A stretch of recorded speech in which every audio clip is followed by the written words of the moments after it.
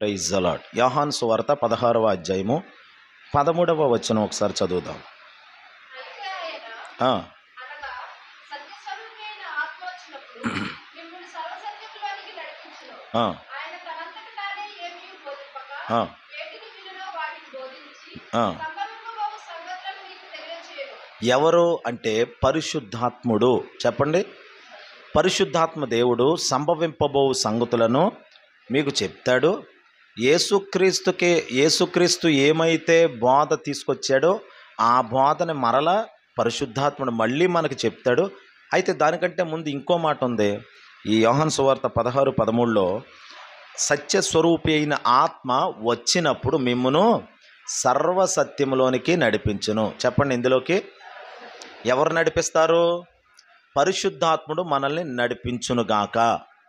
ఈ కూటములన్నీ నడిపించేది పరిశుద్ధాత్ముడే. ఇంతవరకు మనల్ని ఇలా నడిపించింది పరిశుద్ధాత్మ దేవుడే.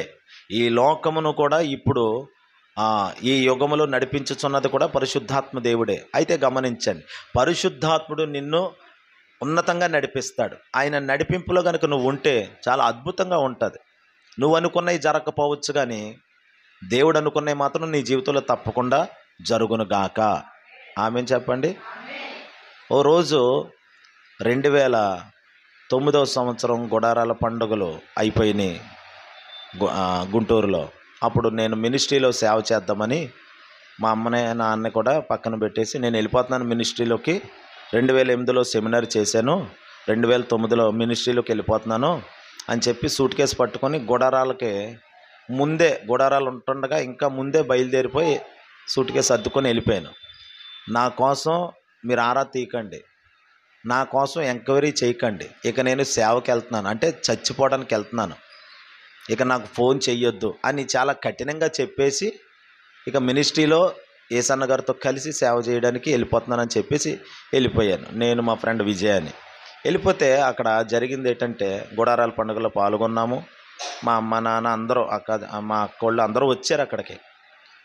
మీటింగ్స్ 4 రోజులు అయిపోయినాయి. ఆదివారం మధ్యాహ్నంతో క్లోజ్ అవుతాయి కదండి. ఆదివారం మధ్యాహ్నం అయిపోయినాయి, ఒకరికొకరు మాట్లాడుకుంటున్నాం. ఇంకా నేను మా ఫ్రెండ్ వీళ్ళు త్వరగా వెళ్ళిపోతే బాగుంది, మేము ప్రార్థన చేసుకుంటాం అన్న ఆసక్తితో ఉన్నా. వీళ్ళు ఏడుపు మొక్కలు పెట్టుకొని మా పిల్లలు ఇంకా సేవలో ఉన్నారు. అయితే కొంచెం బాధ ఉంటుంది కదా, వీళ్ళు వెనక్కి వచ్చేసారు, మేము అక్కడే ఉన్నాం. అప్పుడు అక్కడున్న మా పాస్టర్ గారు ఆనంద్ అన్న, మీరు ఏసన్న గారి దగ్గరికి వెళ్ళి ప్రార్థన చేయించుకొని రండి, సేవకు వచ్చారు కదా అని చెప్పారు. ఆ రోజు రాత్రి మేము మరుసటి రోజు వెళ్ళాం. గుడారాల పండగకి పరిచర్య చేస్తా ఉన్నాం. ఆ 2-3 రోజులు అయిపోయిన తర్వాత అవన్నీ తీయాలి కదండి. తీసేటప్పుడు తీసాము, చాలా మట్టుకు పరిచర్య చేసాం. ఒళ్ళంతా నలిగిపోయేలాగా ఆ పరిచర్యలో ప్రభు వాడుకున్నాడు. అక్కడ అవన్నీ వేసినవి అన్నీ తీసి మళ్ళీ చక్కబెట్టాలి, ఎంతో పని ఉంటుంది. వేయటమే పెద్ద పని అంటే మళ్ళీ తీయటం ఇంకా పెద్ద పని, అంత పరిచర్య ఉంటుంది అక్కడ. అయితే అంత చక్కబడ్డాయి. ఏసన్న గారు ఆ కాంపౌండ్లో అక్కడ చర్చి ముందు కూర్చొని ఉన్నారు, కుర్చీ వేసుకొని. చాలామంది సేవకులు, 100 మంది సేవకులు చుట్టూ ఉన్నారు. మా ఫ్రెండ్ నేను అక్కడ నిలబడుకొని ఉన్నాం. ఆనందన్న వెళ్ళి కలవమన్నారు కదా ఏసన్న గారిని, కలుద్దాం ఇప్పుడు అంటున్నాడు. అప్పుడే ఆయన ఎవరితోనో మాట్లాడుతున్నారు.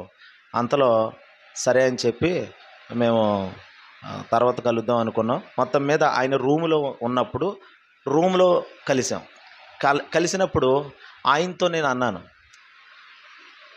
అన్న నేను పరిశుద్ధాత్మను పొందుకోలేదు, నాకు పరిశుద్ధాత్మ కావాలన్నా అని అన్నాను. అప్పుడు ఆయన నేను మా ఫ్రెండ్ ఇంకో పాస్టర్ గారు, అంతే, 4 ఉన్నాం ఆయన ఆఫీస్ రూములో.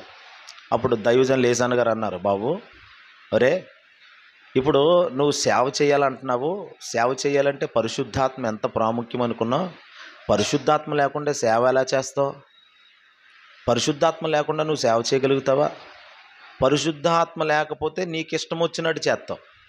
పరిశుద్ధాత్మను పొందుకుంటే నీకు ఇష్టం కానీ చోటికి తీసుకెళ్ళి ఆయన వాడుకుంటాడు, ఆయన నడిపిస్తాడు. నా ఇష్టం అంతా ఏంటి, నేను మినిస్ట్రీలో సేవ చేయాలి, సేవకులతో మినిస్ట్రీలో ఉండిపోవాలి అని వెళ్ళాను. బయట ఎంతోమంది సేవకుల్ని దూషించి సేవకుల మీద కోపం, వీళ్ళు ఎవరిదే సేవ కాదు. చాలామందికి యాపకాయ అంత ఎర్ర ఉంటుంది, ఆ యాపకాయ అంత ఎర్ర కాదు, నాకు గుమ్మడికాయ అంత ఎర్ర ఉండేది ఆ విషయంలో. అందుకని బయట సేవకులు ఇంకెవ్వడో సేవకుడు కాదు ఇంకా నా దృష్టిలో. సన్న మినిస్ట్రీలో సేవకులే సేవకులు, అలాగా అంతలా మాట్లాడేవాడిని. అయితే ఆ దైవజనుడు అన్నాడు, బాబు నీకు ఇష్టం వచ్చినట్టు సేవ చేయడం కాదు, నువ్వు మళ్ళీ సెమినార్ చేయి, మళ్ళీ పరిశుద్ధాత్మను పొందుకో. అప్పుడు ఆయన వచ్చి నీ నడుం కట్టి నిన్ను మోసుకొని ఆయనకి ఇష్టమైన చోట తీసుకెళ్ళి సేవలో వాడుకుంటాడు అని చెప్పారు. ఆయన స్వయంగా ఆయన నాకు ఎక్స్ప్లెయిన్ చేశారు, ఇలా నీ నడుం కడతాడు, ఇలా కడతాడు అని చేతులు ఇలా ఇలా ఆడించి తిప్పి నాకు చెప్పారు. నీ నడుం కడతాడు అంటే మనస్సు, నీ మనస్సుని తన స్వాధీనం చేసుకొని నడిపిస్తాడు అని ఇలాగా చెప్పడం జరిగింది. హల్లెలూయా చెప్పండి. అయితే ఓ మాట విందాం. పరిశుద్ధాత్ముడు మనల్ని నడిపించు దేవుడై ఉన్నాడు. ఆమేన్ చెప్పండి. ఇప్పుడు చూడండి, ఓ మాట చదువుదాం చూడండి. అదే యోహాను సువార్త 21వ అధ్యాయము 18, 19 వచనాలు. యోహాను సువార్త 21వ అధ్యాయము 18, 19. యేసు, ఆ, నా గొర్రెపిల్లను మేపుము. ఆ. నీవు యవ్వనుడవై ఉండినప్పుడు నీవు యవనుడిగా ఉన్నప్పుడు నీ అంతట నీవే నడుము నీ అంతట నీవే నడుము కట్టుకొని నీకు ఇష్టమైన చోటికి నీకు ఇష్టమైన చోటుకు వెళ్ళి నువ్వు వెళ్ళిపోయో. నీవు నీవు ముసలివాడవైనప్పుడు ముసలివాడవై ఉన్నప్పుడు నీ చేతులు నీవు చాచుదువు. నీ చేతులు నువ్వు చాపుతావు, వేరొకడు నీ నడుము వేరొకడు కట్టి నీ నడుమును కట్టి నీకిష్టము కాని చోటికి నీకిష్టము కాని చోటికి నిన్ను మోసుకుని పోవునని ఆ, నీతో నిశ్చయముగా చెప్పుచున్నానని. హల్లెలూయా చెప్పండి. యేసు ప్రభు పేతురుతో మాట్లాడుతున్నాడు. పేతురు నా గొర్రెల్ని మేపు అని చెప్పి అంటాడు కదా ఆయన. నీవు యవనంలో ఉన్నప్పుడు నీకు ఇష్టమైన చోట్లకి నువ్వు వెళ్ళావు. ఇప్పుడు నీ ఇష్టాలు, నీ రుచులు, నీ భావోద్రేకాలు నీకున్నట్లుగా నీ స్వచిత్వం, నీ ఆలోచన ప్రకారంగా నువ్వు నడిచేసావు. కానీ వేరొకడు వచ్చి నీ నడుం కడతాడు. కట్టినప్పుడు ఆ వేరొకడు నిన్ను మోసుకొని పోతాడు. ఎక్కడికి? నీకిష్టము కాని చోటికి తీసుకెళ్తాడు. ఎవరో ఆ వేరొకడెవరు? ఆ వేరొకడంటే ఎవరు అంటే ఇక్కడ పరిశుద్ధాత్మ దేవుడు. హల్లెలూయా. పరిశుద్ధాత్ముడు వేరొకడు వచ్చి నడుం కడతాడంటే ఇక్కడ పేరులు వ్యక్తపరచని కొన్ని అన్ఎక్స్పెక్టెడ్ వర్డ్స్ ఉంటాయి కొన్ని చోట్ల బైబిల్లో చూడండి. యోసేపు బయలుదేరి వాళ్ళ అన్నలను కలుసుకోవడానికి వెళ్తాడు. వెళ్ళేటప్పుడు మార్గ మధ్యలో ఎవరు కనబడరు. కొంత దూరం వచ్చాక ఒకరు కనబడతారు. కనబడితే మా అన్నోళ్ళు ఎక్కడున్నారండి అని అంటే ఆ ఎదురైన మనిషి చెప్తాడు, మీ అన్నోళ్ళు పలానా చోట ఉన్నారు అని చెప్తాడు. చెప్పిన వ్యక్తి మళ్ళీ కనబడ్డు. ఎవరు? పరిశుద్ధాత్ముడు సమాచారం ఇస్తాడు మనకి. ఇప్పుడు పేతురు కోసం యేసయ్య ఏమంటున్నారంటే, ఇదిగో నీవు ఇష్టం వచ్చినట్టు తిరిగో, నీకు వయసు ఉందని, బలం ఉందని. కానీ ఇప్పుడు అలా కాదు. నీ స్వచిత్వం, నీ ఆలోచన, నీ చిత్త ప్రకారంగా నువ్వు నడిచేసుకున్నావు. కానీ ఇప్పుడు అలా కాదు. వేరొకడు వచ్చి నీ నడుము కడతాడు. నడుము అంటే మనస్సు అనే నడుము అని దేవుని వాక్యంలో వ్రాయబడేది. మనస్సు అనే నడుము. ఇప్పుడు దాన్ని పరిశుద్ధాత్ముడు వచ్చి మనస్సును కడతాడంట. కట్టిన తర్వాత ఆయన మోసుకొని వెళ్తాడంట. ప్రభువా నాకు అక్కడికి వెళ్ళడం ఇష్టం లేదు నాయన. నీ ఇష్టంతో నాకు పనేటి? నా ఇష్టంతో నువ్వు పని చెయ్యాలి. నీ ఇష్టంతో నువ్వు పని చేయడం కాదు, నా ఇష్టంతో నువ్వు పని చెయ్యాలి. నేను వాస్తవానికి నిజం చెప్తున్నాను. దేవుని సన్నిధిలో ఉండి, దేవుని వాక్యం ఎదుటుండి ఏజెన్సీ రాయిపల్లిలో సేవ చేయడానికని చెప్పి నేను ప్రార్థన చేసుకుంటున్నాను 3 రోజులు. పాలకొల్లు అన్న ఆలోచన కానీ, ఈ ఊరు పేరు కానీ నాకు ఆలోచనలో కానీ, హృదయంలో, ఊహల్లో కూడా లేదు. పరలోకి వెళ్ళిన తర్వాత ప్రభువుని అడగండి కావాలితే. హల్లెలూయా. నిజం పలుకుతున్నాను. రాయిపల్లి వెళ్ళిపోదాం, అయితే వెళ్ళే ముందు 3 రోజులు ప్రార్థన చేసుకుందాం. నువ్వేమో మీ అమ్మోళ్ళ ఇంటికి వెళ్ళమ్మని ఆవిడని పంపించేసి, నేనేమో మా ఇంట్లో 3 రోజులు ఉపవాసం ఉండి ప్రార్థన చేసుకోండి. ఎందుకంటే అప్పటికి ఆటో వేసేవాడిని. ఆటో మీద వెళ్తుంటే ఎక్కడ చూసినా యాక్సిడెంట్లు అయిపోతున్నాయి, కలిసి రావట్లేదు, డబ్బులు రావట్లేదు. అందరికీ వ్యాపారం బాగుండేది. ఇంకా టైం దగ్గర పడిపోయినట్టుగా ఉంది సేవకి వెళ్ళాలని. అందుకని అన్ని ప్రతికూలంగా మార్చేసాడు దేవుడు. సరే ఇక ప్రార్థన చేసుకుంటుంటే అప్పుడు దేవుడు మొదటి రోజే మోకాళ్ళు వేసి కాసేపు ప్రార్థన చేసిన మొదటి రోజే పాలకొల్లు వెళ్ళాలి నువ్వు అని ప్రభు ఈ ఊరి పేరు చూపించాడండి నాకు. నేను అనుకున్నదేమో రాయిపల్లి, ఎందుకంటే మా నాన్నగారు ఊరది. అక్కడైతే ఏదో కొంచెం తెలుసున్న వాళ్ళు, నా ఊహలు ఎలా ఉన్నాయంటే నా ఆలోచనలు అక్కడ తెలుసున్న వాళ్ళు ఉన్నారు. వాళ్ళ ద్వారా ఒక చిన్న గది తీసుకొని అక్కడ పరిచర్య ప్రారంభించాలి. ఇది నా ఆలోచన. అందుకోసం సిద్ధపడటం కోసం 3 రోజులు ఉపవాస ప్రార్థన పెట్టుకున్నాను. కానీ దేవుడు చిత్తం చూడండి, నువ్వు పాలకొల్లు వెళ్ళాలని అసలు ఊహల్లో లేదు, ఆలోచనలో లేదు, తలంపులు ఇంత కూడా లేని ఊరి పేరు తీసుకొచ్చి నా ఎదుట పెట్టాడు దేవుడు. ఇప్పుడు ఏం చేయాలి? హల్లెలూయా చెప్పండి. ఇప్పుడు మీరు అమెరికా వెళ్దామని సిద్ధపడ్డారండి, అన్నీ రెడీగా ఉన్నారు. ఇప్పుడు ఫ్లైట్ ఎక్కుదామని ఎయిర్పోర్ట్లో ఉన్నారు. సడన్గా దేవుడు మాట్లాడి, నువ్వు ఇక్కడికి కాదు, అమెరికా కాదు, ఆస్ట్రేలియా వెళ్ళాలన్నాడు అనుకోండి, ఏం చేస్తారు? ఉన్న పలంగా అన్నీ మరి దేవుని మాటకి లోబడి అన్నీ వదులుకొని తిరిగి ప్రయాణం మార్చుకుంటామా, దిశ మార్చుకుంటామా, లేకపోతే మన దిశలోనే ప్రయాణం చేస్తామా?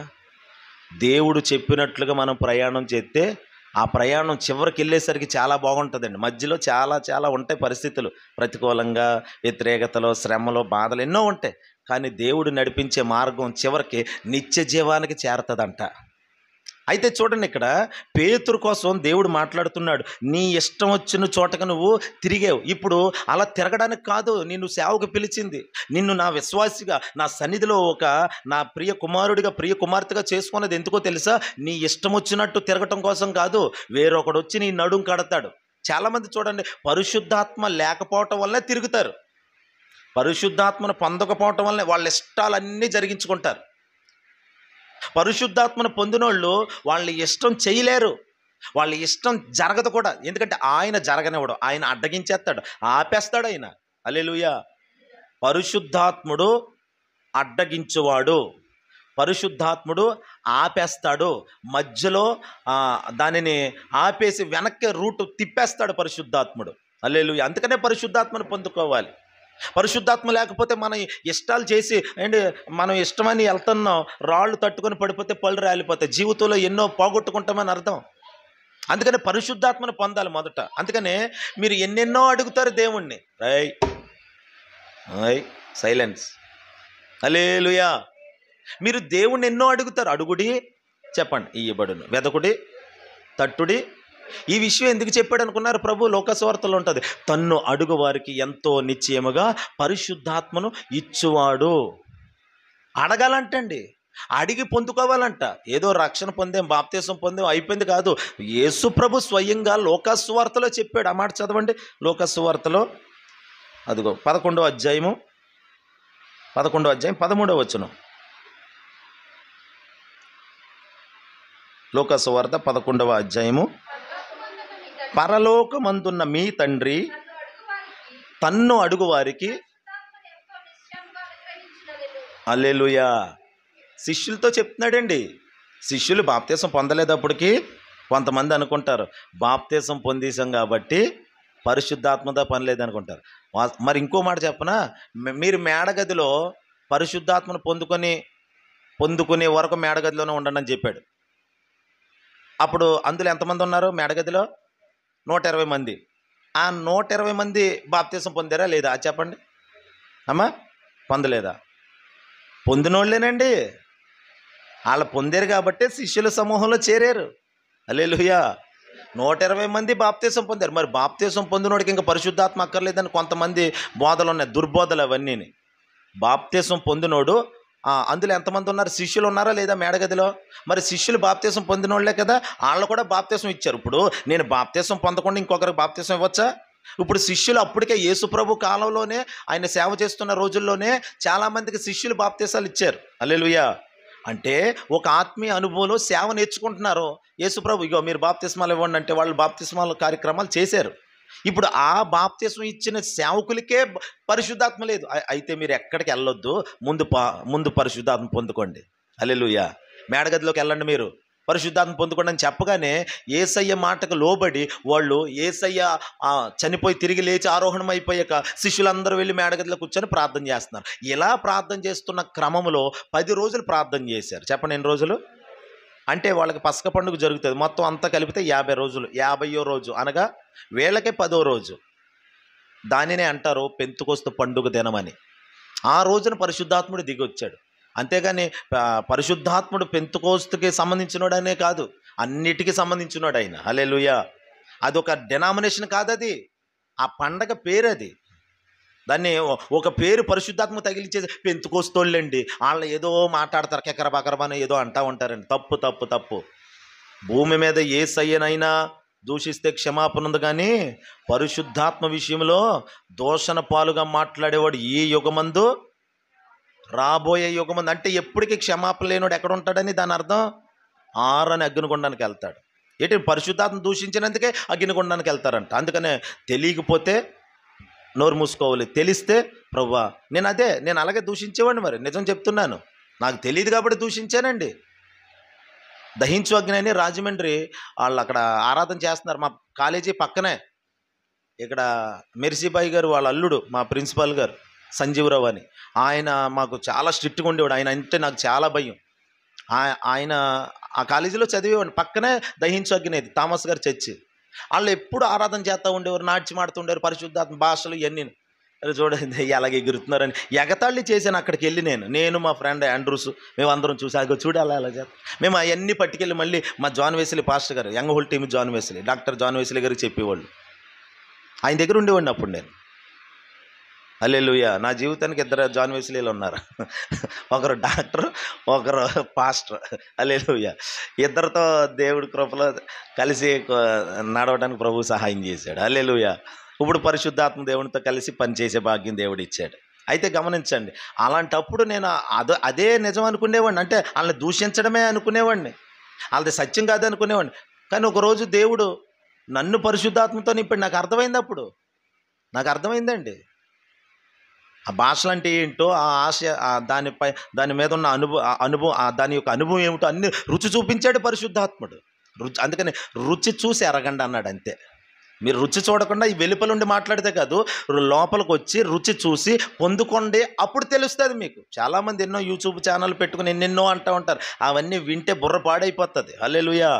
పరిశుద్ధాత్ముడు మనల్ని నడిపిస్తాడు. అందుకనే ఆయన మనకు అవసరం. పొందుకోవాలి. ఓ మాట చెప్పనా, ఇంకోటి ఎందుకు అవసరం అంటే, ఒక రోజు రాబోతుంది నువ్వు ఒంటరి అయిపోతావు, ఈ ప్రపంచంలో ఒంటరిగా మిగిలిపోతావు నువ్వు. అప్పుడు ఆయనే నిన్ను నడిపిస్తాడు. అప్పుడు నిన్ను ఆయనే నడిపిస్తాడు. తల్లి జాడ పిల్లకుండదు, పిల్ల జాడ తల్లికుండదు అని మనకు తెలుసు కదా ఈ రాకడ దినాల్లో. అప్పుడు ఎవరండి? ఈరోజు నైజీరియాలో భయంకరమైన వధ జరుగుతుంది. క్రైస్తవులను ఊచకోత కోసేస్తున్నారు. 1,00,000 మంది పైన చంపేశారు. ఇప్పుడు హతసాక్షులు అయిపోతున్నారంట. కొంతమంది డేరుగా వచ్చి మమ్మల్ని కూడా చంపండి, వెళ్ళిపోతాం మేము కూడా దేవుని రాజ్యానికి, చంపండి.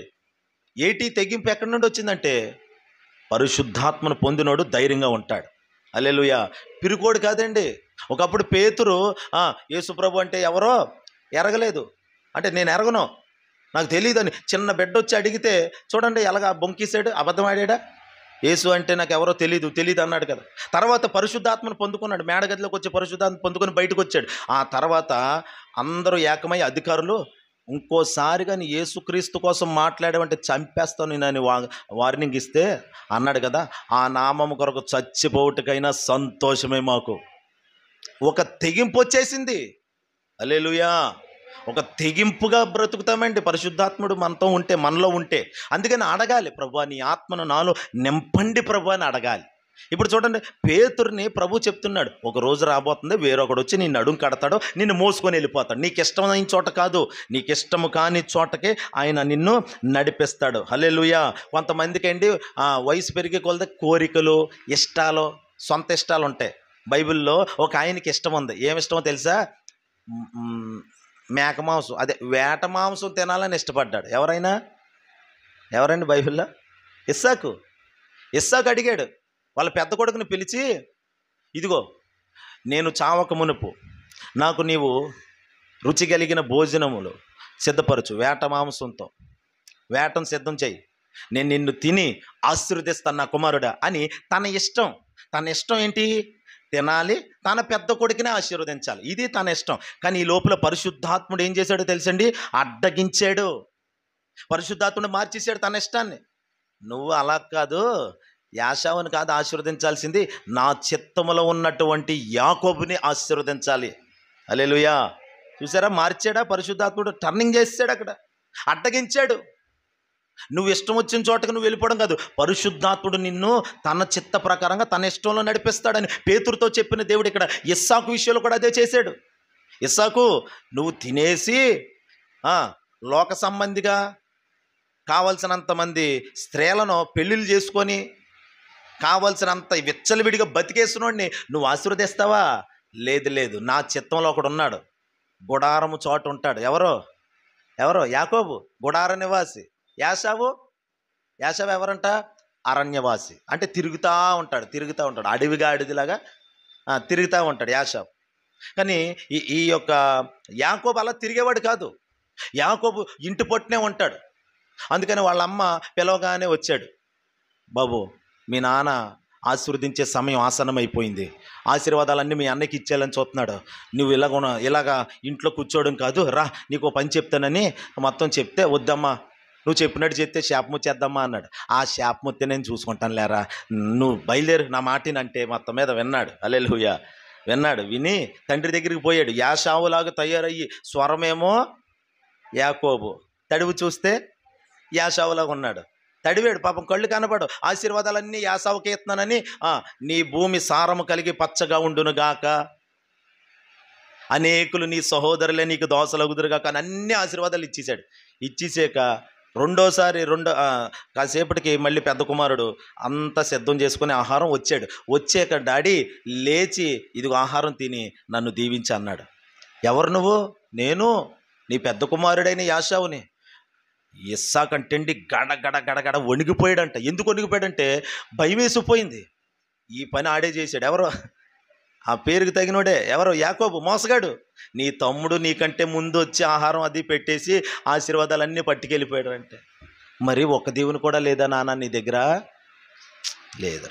ఆ మాట చదివినప్పుడల్లా కన్నీళ్ళు వస్తాయి. ఒక్క దీవెన కూడా లేదు. అవును, మనుషుల దగ్గర దీవెనలు ఉండవు, దేవుని దగ్గర దీవెనలు ఉంటాయి. అయిపోయింది, అయ్యయ్యో మీ వరకు రాలేదండి, మీరు వచ్చేసరికి అయిపోయిందండి అంటారు చివరికి. మనుషుడు ఎప్పుడు మనిషి స్వభావం అదే. కానీ దేవుని స్వభావం నువ్వు ఎంత తీసే కొలది అది ఇంకా వస్తానే ఉంటుంది దేవుని దగ్గర. అందుకని నువ్వు దేవుణ్ణి ఎరుగు ఉండాలి.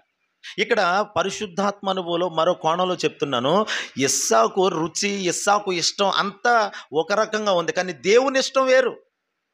ఇస్సాకు ఇష్టమేమో పెద్ద కుమారుడు ఆశీర్వదించబడాలి, కానీ పరిశుద్ధాత్మని ఇష్టం చిన్న కుమారుడైన యాకోబు ఆశీర్వదించబడాలి. అందుకనే తన ఇష్టాలన్నీ పక్కన పెట్టి యాకోబుని పంపించేలాగా అలాగ రెబకాన్ని సిద్ధం చేశాడు. ఇదంతా పరిశుద్ధాత్మక అనుసన్నల్లోనే జరిగింది. ఇది ఒక పెద్ద మోసం అని కాదు, ఇది దేవుని చిత్త ప్రకారమే జరిగింది. అందుకని దేవుని వాక్యం దీనికి రూఢిగా సరిపోతుంది. ఒక వాక్యం ఏంటో చెప్పనా?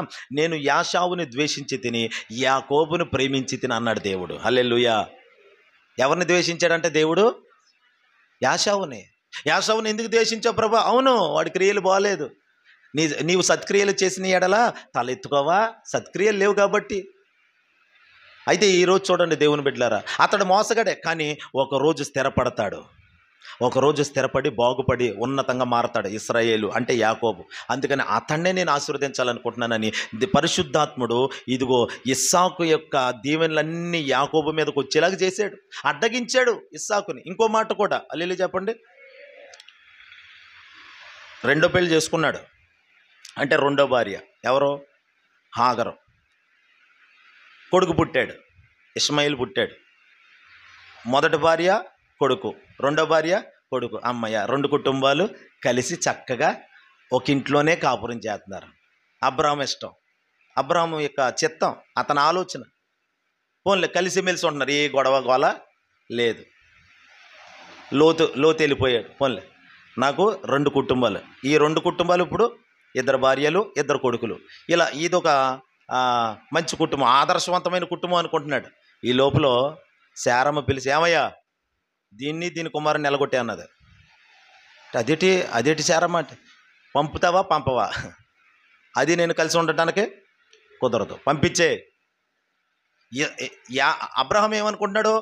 ఇలా కలిసి ఉండాలి, ఇంట్లోనే ఉండాలి, ఒకే కాపురం, ఒకే గూడు, చక్కగా సాగిపోతున్న ఫ్యామిలీ ఇది. కొంతమంది అనుకుంటారు అక్కడో భార్య ఇంకో భార్య లేకపోతే ఇంకోటి ఇలా పెట్టుకొని బాగానే ఉంది, బాగానే సాగుతుంది. పోన్లే, ఆ భార్య ఒప్పుకుంది, ఈ భార్య ఒప్పుకుంది, ఒక్కొక్కటి అలాగే ఒప్పించుకొని పెళ్ళిళ్ళు చేసుకుంటున్నారంట అగ్రిమెంట్ ప్రకారంగా. హైదరాబాద్లో అగ్రిమెంట్ పెళ్ళిళ్ళు జరుగుతున్నాయంట. కొంతకాలం మన ఇద్దరం పెళ్లి చేసుకుని ఎక్కడో అమెరికాలో జరిగినాయి అని విన్నాం, ఇప్పుడు హైదరాబాద్లోనే జరుగుతుందని విన్నాం. మొన్న రాజప్రకాష్ పాల్ గారు చెప్పారు. హల్లెలూయా. చూడండి దేవుని బిడ్డలారా, భయంకరంగా జరుగుతున్నాయంట వివాహాలు ఇప్పుడు. ఆ కల్చర్ తీసుకొచ్చారంట. అలాగే అబ్రహాము ఏదో సర్ది చెప్పేసుకొని కుటుంబంలో ఇద్దరు భార్యలతో మెయింటైన్ చేసేద్దాంలే, ఇక జీవితం ఇలా గడిపేద్దాం అనుకున్నాడు. కానీ దేవుడు దానికి సమ్మతించలేదు. భార్య చెప్పింది ముందు, నువ్వు అప్పచెప్పే, బయటికి తీసుకెళ్ళి వదిలేసే, వద్దు పంపించే, వెళ్ళగొట్టే అని చెప్తే మూలకెళ్ళి ఏడుస్తున్నాడు అబ్రహాం. ఏడుస్తుంటే చాలా కుమిలిపోయి ఏడుస్తున్నాడు. అలాంటి అబ్రహాం దగ్గరికి దేవుడు వచ్చాడు. దేవుడు వచ్చి ఏమన్నాడు? ఒక మాట చదవండి, ఆదికాండం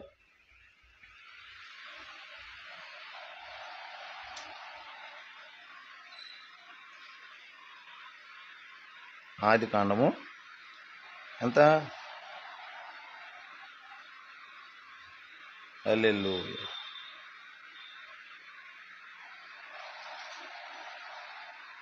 21వ అధ్యాయం.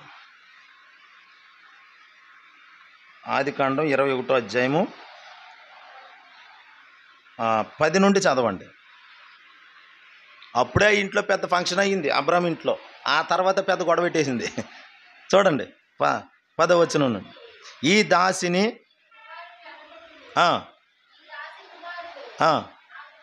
నా కుమారుడైన ఇస్సాకుతో వారసుడై ఉండడని అబ్రహాముతో చెప్పేసింది భార్య. తెగేసి చెప్పేసింది. అప్పుడే విందు జరిగింది, పెద్ద ఫంక్షన్ జరిగింది. ఫంక్షన్ జరిగాక భార్య గొడవ పెట్టేసింది.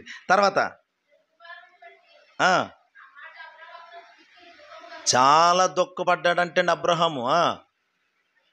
అయితే దేవుడు ఆ చిన్నవాని బట్టి, ఈ దాసిని బట్టి, నువ్వు ఏడొద్దు శారా, నీతో చెప్పు ప్రతి విషయంలో ఆమె మాట వినుము. అల్లెలూయా చెప్పండి. ఇప్పుడు మిక్కిలి దుఃఖపడిపోతున్నాడు. అయ్యో కలిసి ఉంటారనుకున్నాం, కలిసి ఉన్న కాపురం ఇలా ఇడగొట్టేస్తుందేటి ఈమె. పరిశుద్ధాత్ముడు అక్రమ సంబంధాలని తెంచునుగాక. విడగొట్టేస్తాడు. కలిసి ఉండనివాడు, కలిసి ఉండేవాడు. ఆయనకి ఇష్టం కాదు అది. ఇక్కడ చూడండి, అబ్రహాము రెండో భార్య, అతడు ఏమి ఉంచుకున్న భార్య కాదండి, చేసుకున్నాడు, వివాహం చేసుకునేనని ఉంది. అయినా ఒక భార్య, భారతదేశ చట్ట ప్రకారం ఒక భర్త ఒక భార్య అన్నట్లుగా.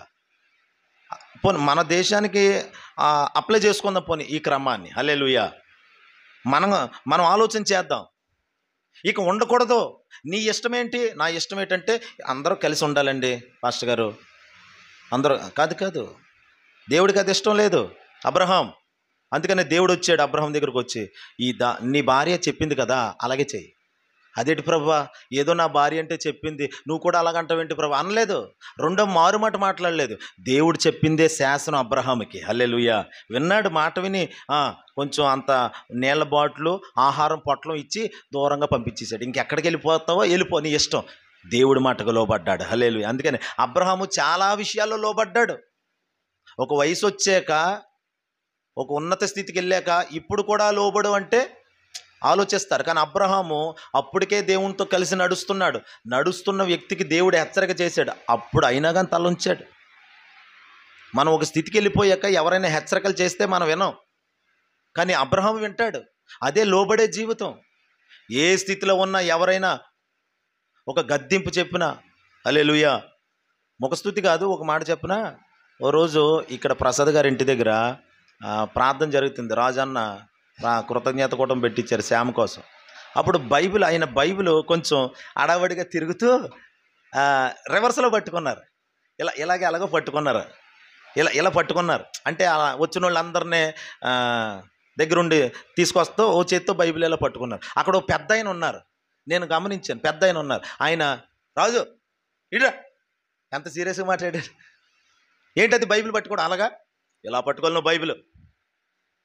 ఆయన ఏం బాధపడలేదు. నాతో కూడా ప్రతిదీ షేర్ చేసుకుంటారు, కానీ ఆ విషయంలో బాధపడలే. ఆయన చెప్పినట్టే ఇలా పట్టుకోవడం జరిగింది.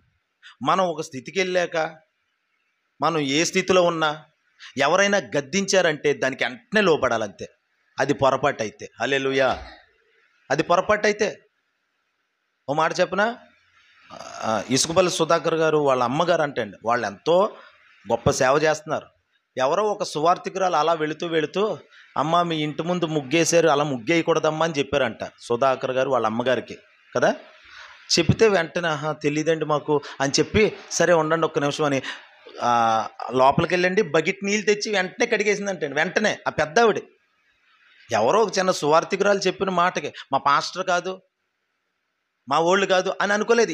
రోడ్డంటే వెళ్ళిపోతున్న ఒక సువార్థికురాలు చూసిందంటే ఈమె ముగ్గేయటం చూసి, అమ్మా మీరు చర్చికి వెళ్తారు కదా, మా అబ్బాయి సేవ చేస్తాడండి, మరి మీరు ముగ్గేస్తున్నారంటే వేయకూడదు, ముగ్గేయకూడదు, దేవుని పిల్లలో ముగ్గేయకూడదు అని చెప్పిందంట. వెంటనే ఉండండి అమ్మ అని చెప్పి లోపలికి వెళ్ళి బకెట్ నీళ్ళు తెచ్చి కడిగేసిందంటే వెంటనే.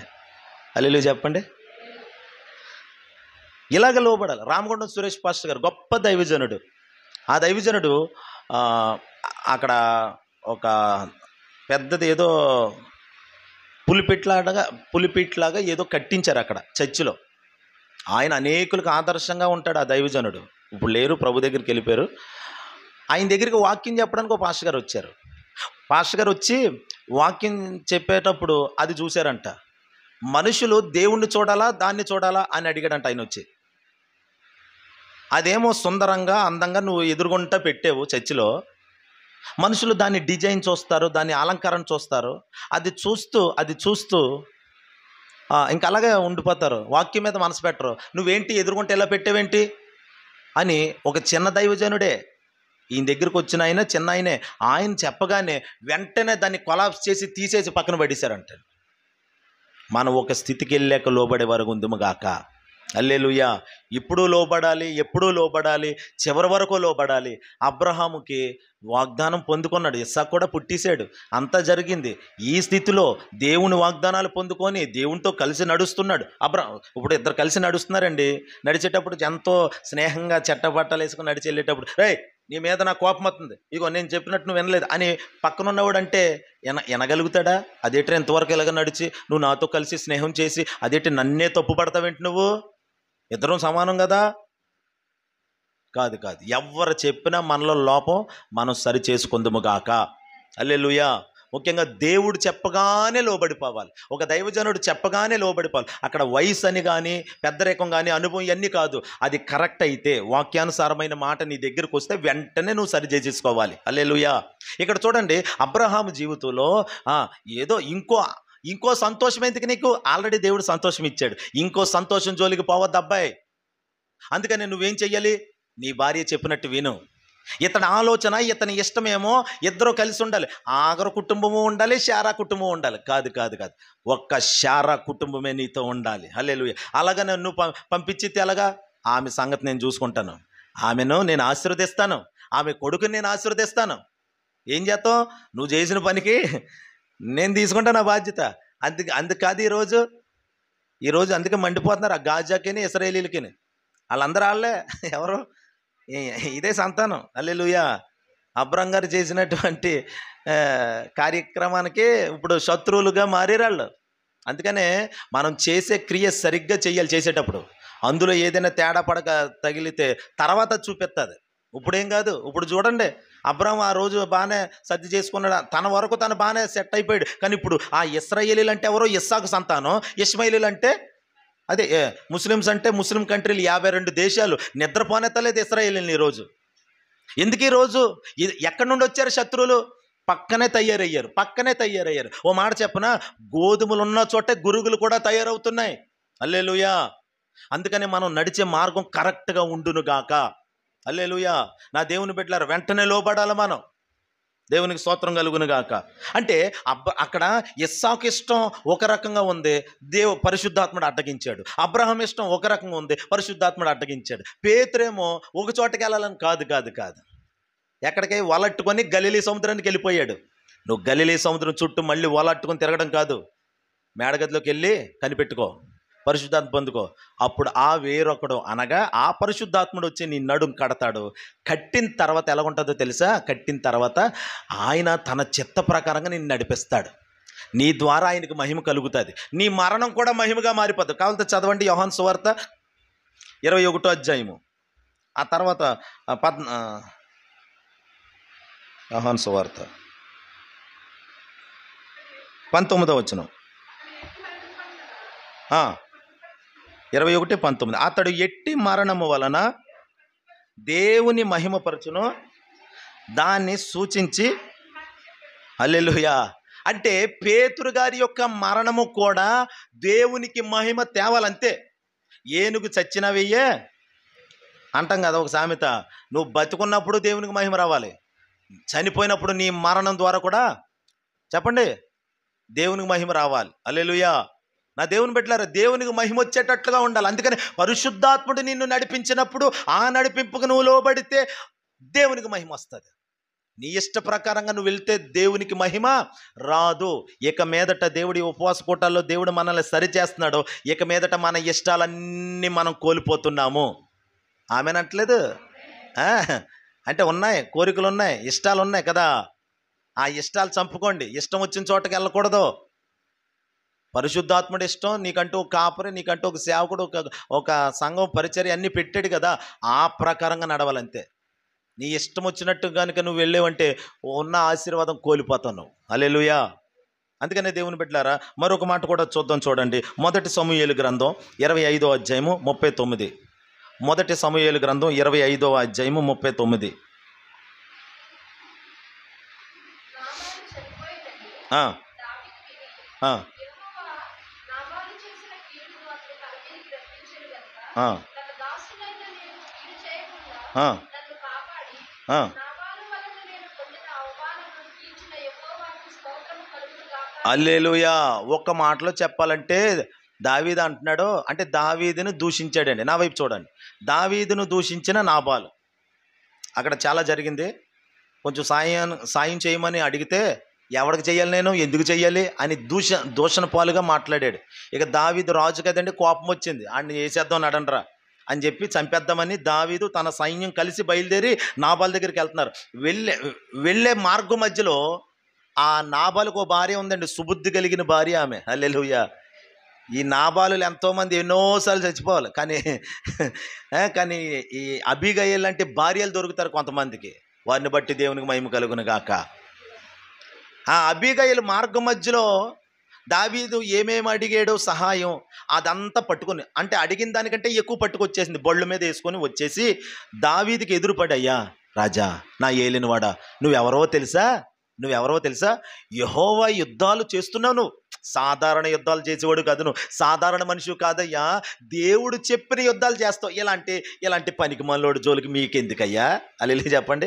ఎంత తెలివిగా జ్ఞానంగా మాట్లాడు. ఈ పనికి మల్లోడు కూడా మీకెందుకయ్యా? దేవుడు చూసుకుంటాడు ఆడి సంగతే. అయ్యా దీని ఆడి పాపం నాది. అమ్మా, భర్తల పాపం మీదేసుకొని ప్రార్థన చేసే భార్యలుగా ఉండాలి యేసునామంలో. మీ భర్తలు ఒకవేళ దేవునికి విరోధంగా నడుస్తుంటే, ఆ పాపం నాది ప్రభువా, ఆయన్ని క్షమించు, ఏ ఉగ్రత ఆయన మీదకు పంపొద్దు అని మోకాళ్ళు వేసి అవసరమైతే వారాలు ఒకరోజు భర్త కొరకు ఉపవాసం ఉండి ప్రార్థన చెయ్యాలి. భర్త మీదకు వచ్చే కీడుని తప్పించాలి. అదే సుబుద్ధి కలిగిన భార్య యొక్క అనుభవం. అంతే తప్ప ఎలా సత్యసామనే ఒక ఆమె ఉంది రాజమండ్రి, మా ఇంటి పక్కనే. ఇగో నువ్వు నన్ను ఎలాగే రెచ్చగొడితే చచ్చిపోతాను, కిరసనాలు వేసుకొని చచ్చిపోతానంటే వేసేసుకున్నాడు బెదిరిద్దామని. ఇదిగో అని అగ్గిపెట్టి ఇచ్చిందంట. ఇదిగో అంటించుకోరా. నిజంగా అంటించుకున్నాడు. అలా అంటించుకున్నటువంటి అతను చివరికి చచ్చిపోయాడు.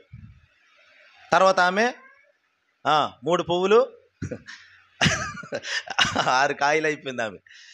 చివరికి HIV వ్యాధితో చచ్చిపోయింది ఆమె. చూడండి దేవుని బిడ్డలారా, భర్తకి అలాగే భర్తనే కాదు, ఇక్కడ మీ పిల్లల విషయంలో, మీ భర్తల విషయంలో, మీ ఇంటివారి విషయంలో ఏదైనా ఒక కీడు వస్తుందంటే వెంటనే మోకాళ్ళు వేయాలి, వెంటనే సన్నిధికి రావాలి, దేవుణ్ణి ఆశ్రయించాలి, ఉపవాసం ఉండాలి, ప్రార్థన చెయ్యాలి. ఏమో వాళ్ళు ఎక్కడెక్కడ తిరిగి ఏ పాడు పనులు చేసి ఏ కీడు తెచ్చుకుంటున్నారో, ఏ శాపం వస్తుందో. నువ్వేమో సోమరులాగా ఉండిపోతే ఎట్లాగా? నువ్వు ప్రార్థన చెయ్యాలి. అందుకని స్త్రీలను రోదన ధ్వని చేయు స్త్రీలను మరి ఎందుకు చెప్పాడు? స్త్రీలను పిలవండి. అందుకని ఏ కూటంలో చూసినా ప్రభు మాట నెగ్గుతుంది. ఏంటది? స్త్రీలే ఉంటారు ఎక్కువ, పురుషులేమో తక్కువ ఉంటారు ఏ కూటంలో కూడా. హల్లెలూయా. నా దేవుని బిడ్డలారా, గమనించండి. ఇక్కడ దావీదు నాబాల్ని చంపుదామని వెళ్తుంటే దావీదుని అబీగయీల్ ఆపేస్తే తర్వాత వెనక్కి వచ్చేసాడు. తర్వాత అతనికి నాబాలు ఆ మరుసటి రోజు ఉదయాన్నే గుండెపోటు వచ్చి చచ్చిపోయాడు. దేవుడు అతన్ని మొత్తగానే చనిపోయాడు. అమ్మ వినాలి, మొత్తగానే నాబాలు చనిపోయాడు అనే మాట దావీదు విన్నాడు. వినగానే దావీదు అనుకున్నాడు, అమ్మయ్యా, నా శత్రువుని నేనెళ్ళి ఆడి కీడు చేయకుండానే నా దేవుడు నా శత్రువుని చూసుకున్నాడు. నా శత్రువుని ఆయనే పనిబట్టాడు. నన్ను ఆ కీడులో ఉండకుండా, ఆ కీడు చేయకుండా నన్ను ఆపిన దేవునికి స్తోత్రము కలుగునుగాక అని దేవుని స్తుతించాడు. ఇక్కడ దేవుడు అడ్డగిస్తున్నాడు, అంటే పరిశుద్ధాత్ముడు అడ్డగిస్తున్నాడు. దావీదు కూడా పరిశుద్ధాత్మను పొందినోడే. దావీదు ఆత్మను కలిగిన వాడై ఉన్నాడు. అందుకనే సౌలు మీదకి వచ్చే దురాత్మను వెళ్ళగొట్టగలుగుతున్నాడు. సితారా వాయిస్తాడు, సౌలు మీదకి వచ్చే దురాత్మనే వెళ్ళగొట్టేస్తాడు ఓ పాట పాడి. హల్లెలూయా. అంటే ఒక ఆరాధికుడిగా ఉన్నాడు, పరిశుద్ధాత్మను పొందుకోవాలి. చాలామంది ఆరాధికులు ఉంటారు, పాటలు పాడేస్తారు, కానీ వాళ్ళు పరిశుద్ధాత్మ పొందుకోరు. దావీదు కూడా ఆరాధికుడే, గొప్ప పాటగాడు, దేవుడిని ఎంతో మహింపరుస్తాడు, అయితే అతడు పరిశుద్ధాత్మను పొందినవాడు అతడు. చాలామంది ఇదిగో పలానా వాళ్ళు వర్షిప్ చేస్తారని మీటింగుల్లో సభల్లో ఇచ్చేస్తారు. కాదు కాదు, ఎవరికి ఇవ్వాలి ఆరాధన? పరిశుద్ధాత్మను పొందిన వాళ్ళకి ఇవ్వాలి ఆరాధన. ఇప్పుడు దావీదు ఒక దెయ్యాన్ని వెళ్ళగొట్టగలుగుతున్నాడంటే చూడండి, ఎలా వెళ్ళగొట్టుతున్నాడు? సౌలుకి పట్టిన దురాత్మనే. చెప్పండి. ఇప్పుడు ఎవరు ప్రార్థన చెయ్యాలి? ఒకవేళ ఎవరితో అయినా ప్రార్థన చేయించుకోవాలంటే, ఎవరితో ప్రార్థన చేయించుకోవాలో మాటలో చెప్పాలంటే అమ్మా, పరిశుద్ధాత్మను పొందుకున్న వాళ్ళతో ప్రార్థన చేయించుకోవాలి. ఒకవేళ బాప్తీసం పొందాలంటే ఎవరితో బాప్తీసం పొందాలి? పరిశుద్ధాత్మను పొందిన వాళ్ళతో బాప్తీసం పొందాలి. అసలు పరిశుద్ధాత్మకే విరోధంగా ఉండి చిచ్చి భాషల చిచ్చి పరిశుద్ధాత్మ అనే వాళ్ళతో బాప్తీసం పొందితే పరిస్థితి ఇంకెలా ఉంటుందో ఆలోచించండి. అలాంటి వాళ్ళకి మైక్ ఇచ్చి ఆరాధన చేయండి అంటారు. ఏముండదు అక్కడ, అంతా కూడా అంత కాఠిన్యమే ఏలుబడి చేస్తుంది. అందుకనే దావీదు ఒక ఆరాధికుడిగా ఉన్నాడని అంటే దాని అర్థం అతడు పరిశుద్ధాత్మను పొందినవాడు కాబట్టి. అందుకనే అతడు ఆరాధన చేస్తే దురాత్మలు పోతాయి. హల్లెలూయా. అతడు కత్తి పట్టుకొని యుద్ధానికి వెళ్తే జయం వస్తుంది. అంటే కత్తి అంటే వాక్యం పట్టుకొని నిలబడితే జయం వస్తుంది. హృదయంలో మనుషుల హృదయాల్లో పట్టిన ఆ యొక్క కుళ్ళంతా తొలగిపోతుంది. హల్లెలూయా. అయితే చూడండి, ఇక్కడ దావీదుని దేవుడు అడ్డగించాడంటే అండి, నువ్వు పొందిన పరిశుద్ధాత్ముడు నీకేం చేస్తాడో తెలుసా? ఒకవేళ నువ్వు ఏదైనా కీడులో పడబోతున్నావేమో, ఆ కీడు నీకు తెలియదు. ఒకవేళ హత్య చేసాడు అనుకోండి, నాబాలు చంపేశాడు అనుకోండి, కీడు వస్తుందా రాదా? నరహత్య చేసినోడు అయిపోతాడు. బత్షెబ అనే ఒక ఆమె విషయం తప్ప దావీదు ఇంకెవరి విషయంలో కూడా పాపం చేయలేదు అన్నది బైబిల్లో. ఒకవేళ నాబాలు విషయంలో దొరికేసి ఉంటే దేవునికి అది అతడి అకౌంట్లో 2వ మర్డర్ అవును, కానీ అలా మర్డర్ చేయలా, దేవుడు ఆపాడంట. అదే కీడులో పడకుండా ఆపాడు, కీడు చెయ్యకుండా ఆపాడు. ఇంకోటి రెండు పదాలు ఇక్కడ జాగ్రత్తగా గమనించండి. ఒకటి కీడు చెయ్యకుండా ఆపాడు, 2 కీడులో పడకుండా ఆపాడు. కీడులో పడడం ఏంటి? కీడు చేయకుండా ఏంటి? నీకు నువ్వుగా వెళ్ళి పాపం చేయకుండా ఆపుతాడు. ఒకటి, ఎవడో ఏదో నీకు ఉచ్చు పన్నాడు, ఆ ఉచ్చులో నువ్వు పడకుండా ఆపుతాడు. ఇక్కడ 2 రకాల మేళ్ళు జరుగుతాయి నీకు. అందుకనే పరిశుద్ధాత్మను పొందుకోవాలి, పరిశుద్ధాత్మ పూర్ణులుగా మార్చబడాలి. ఆత్మను ఆర్పకుడి, ఆత్మను నిర్లక్ష్య పెట్టకుడి, ఆత్మను దుఃఖపరచుకుడి. 3 మాటలు ఉన్నాయి పత్రికలో.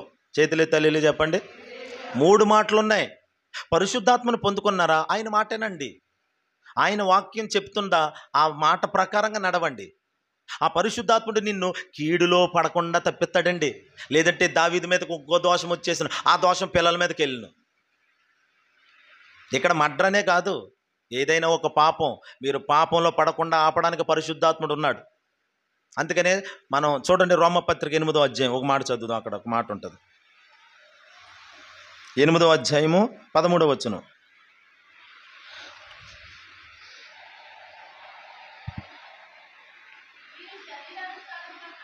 మీరు రోమా పత్రిక 8వ అధ్యాయము 13వ వచనం.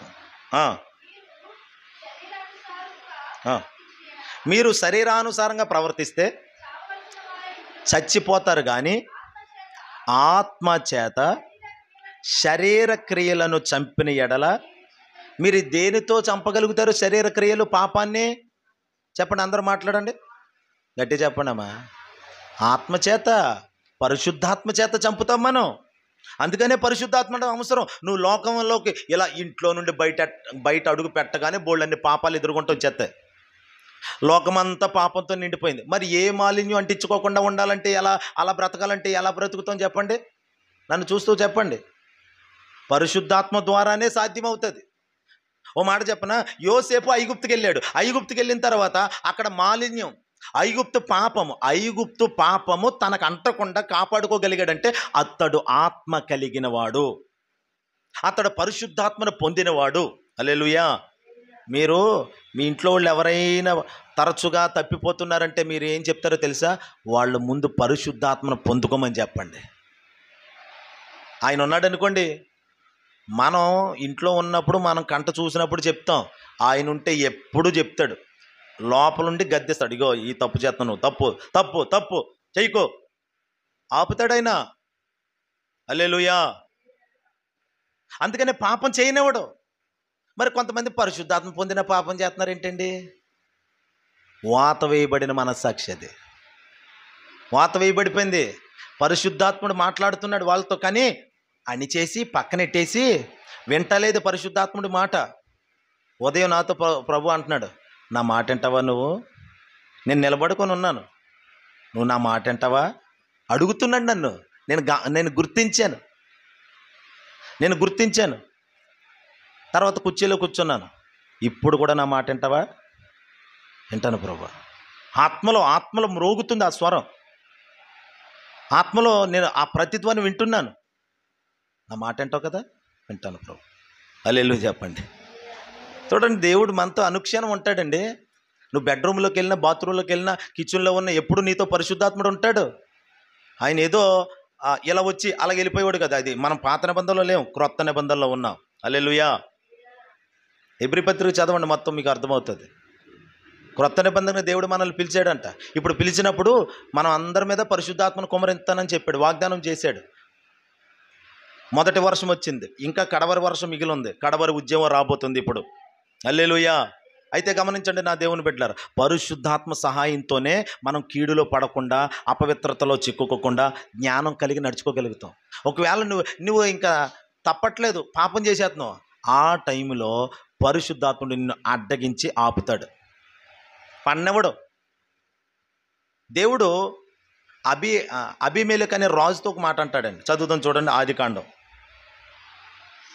ఆదికాండంలో ఓ మాట, 20 అధ్యాయం.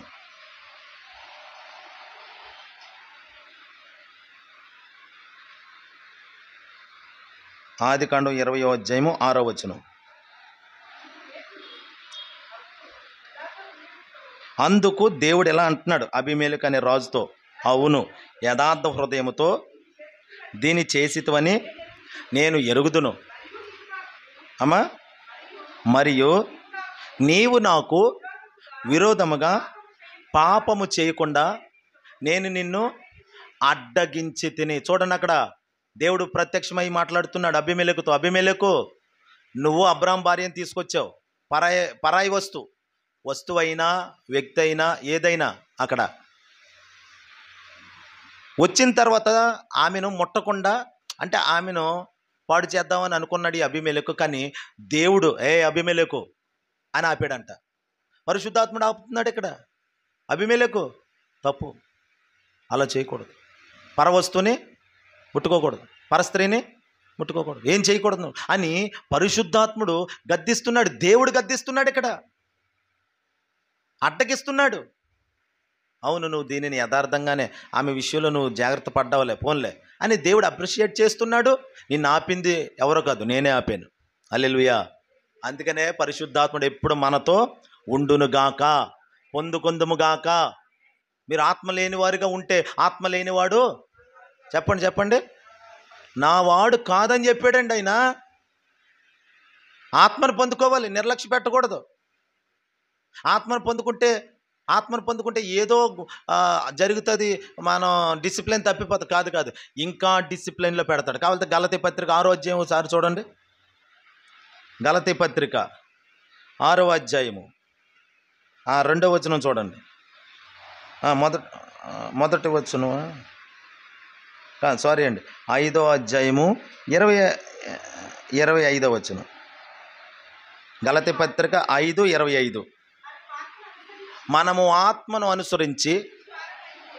అనుసరించిన వారమైతే, ఆత్మను అనుసరించి క్రమముగా, అది క్రమమైన జీవితం వస్తుంది పరిశుద్ధాత్మను పొందుకున్నాక. అరే, పరిశుద్ధాత్మ పొందితే నేను కొంచెం అలరగా అయిపోతుందేమోనండి. ఏమీ కాదు, పరిశుద్ధాత్మను పొందుకునే అనుభవం అది. హల్లెలూయా. ఓ మాట చెప్పనండి, శబ్దము లేకుండా ఏది జరిగినా అది వ్యర్థమవుతుంది. గాలి కనబడుతుందా? కానీ అది పుట్టించే శబ్దం చూడండి ఎలాగుంటుంది, దానికి ఎంత శబ్దం. అందుకనే పరిశుద్ధాత్మ గాలితో పోల్చబడింది. ఆ పరిశుద్ధాత్ముడు వచ్చినప్పుడు గాలి వంటి ఒక ధ్వని, శబ్దం ఉంది అందులో. అన్నం ఉడుకుతుంది, ఉడికిందని ఎప్పుడు తెలుస్తుంది? పైన ఉన్న మూతను తన్నుతుంది, ఆ లోపల ఉన్న వేడి. పరిశుద్ధాత్మ లేనోడు ఏమండి అదంతా ఏం తెలియదు. ఆ మంట లేనోళ్ళకి అది అర్థం కాదు. కానీ దానిని పొందుకుంటే లోపల ఉన్న అభిషేకం మనల్ని ప్రవహింప చేస్తుంది. అప్పుడు ఏం మాట్లాడతామో తెలియదు. నాకు మన అక్క మామూలుగా పాట పాడేటప్పుడు చిన్నగా ఇలా కొడతారు, చప్పట్లు కొడతారు ఇలా. కానీ పరిశుద్ధాత్మ పొందుకుంటే గట్టి గట్టిగా కొడతారు. ఏమిటి? మామూలుగానే సిగ్గు, కానీ అంతలాగా డిసిప్లిన్గా ఉండాలని చక్కగా అలా కొడతారు. కానీ ఎప్పుడైతే పరిశుద్ధాత్మతో నింపబడే భాషలు మాట్లాడతారో ఆ టైంలో గట్టి గట్టిగా చప్పట్లు కొడతారు. ఏమిటి? ఏం జరిగింది ఇక్కడ? పరువు పోతుంది. పరువు గిరు ఇవన్నీ కాదు, మనుషులకి అన్యజనులకు సూచకమై ఉన్నవి భాషలు మాట్లాడుతాను ఉంది బైబిల్లో. హల్లెలూయా. అంటే భాషలంటే క్రైస్తవులకు కాదండి, అన్యజనులకు అంటారు. అక్కడ ఉన్న మాట కరెక్ట్గా చదివితే మనం మాట్లాడుతుంటే అన్యజనులు చూసి అరే నేను వీళ్ళు ఏం మాట్లాడుతున్నారు, పలానా దేశం వెళ్ళాను అక్కడ కూడా అదే మాట్లాడుతున్నారు అంటే వీళ్ళు ఏదో పొందుకుంటున్నారు శక్తిని, అది వచ్చినప్పుడు వీళ్ళు ఎలా మాట్లాడుతున్నారేంటి అని అన్యజనులకి సూచకం. అంటే వాళ్ళకు ఒక రుజువు అనమాట. అది వాళ్ళకు రుజువు చూపించడానికి దేవుడు మన ద్వారాల పలికిస్తాడని వాక్యం అంటుంది. అది అర్థం చేసుకోలేక, కాస్త అర్థం చేసుకునే మనసు లేక. అందుకని దేవుని బిడ్డలారా, పరిశుద్ధాత్మను అస్సలు నిర్లక్ష్యం చేయొద్దు దయచేసి. ఆయనే ఈ యుగాన్ని నడిపిస్తున్నాడు ప్రస్తుతం. ఆయనే నిన్ను కూడా అంతము వరకు నడిపించేవాడై ఉన్నాడు. హల్లెలూయా. అందుకని ఆయన్ని దుఃఖ పెట్టకూడదు. మనం ఆత్మను మీరు దుఃఖ పెట్టకూడని దశలోని పత్రికలో వ్రాయబడింది. పరిశుద్ధాత్మను పొందుకోండి. అడగండి, దేవా నాకు ఆత్మ కావాలి.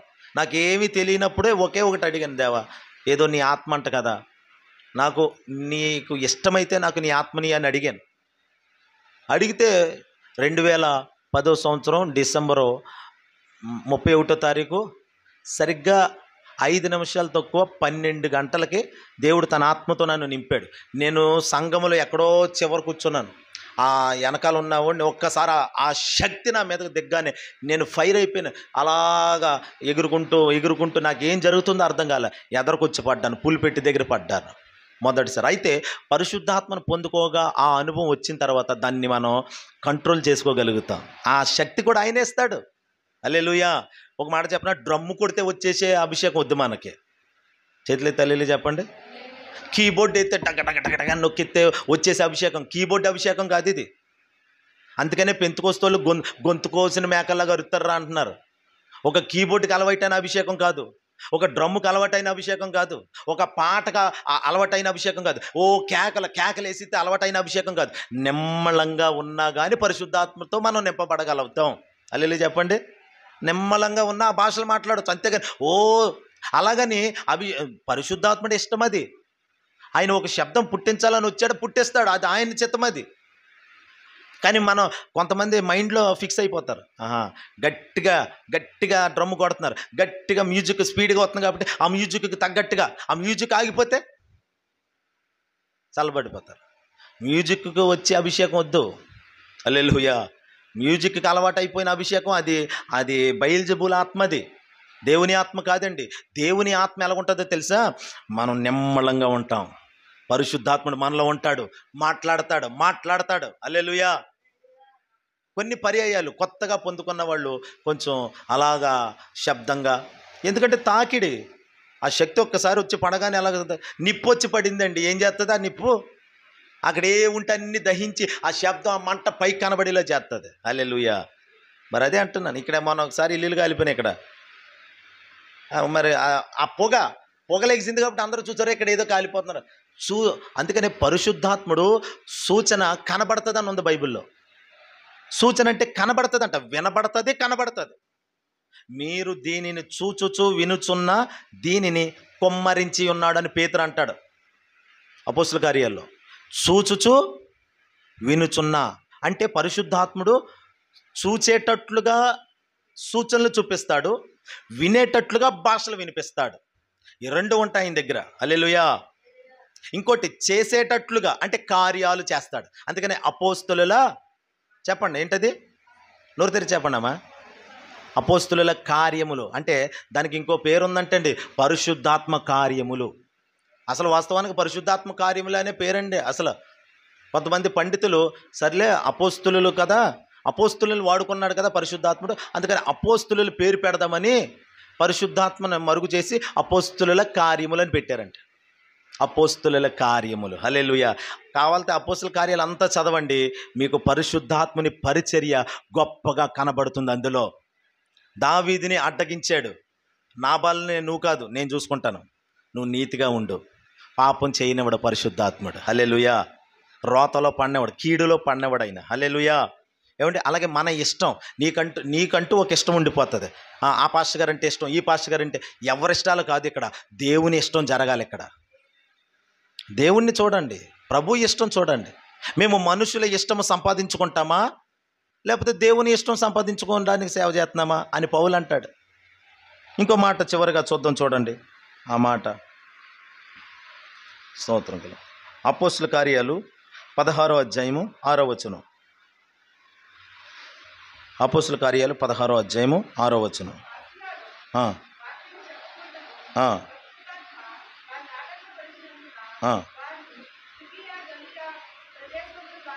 సో ఆ లైన్ చదవండి మరలా. ఆసియాలో వాక్యము చెప్పకూడదని పరిశుద్ధాత్మ వారిని ఆటంకపరిచినందున. హల్లెలూయా.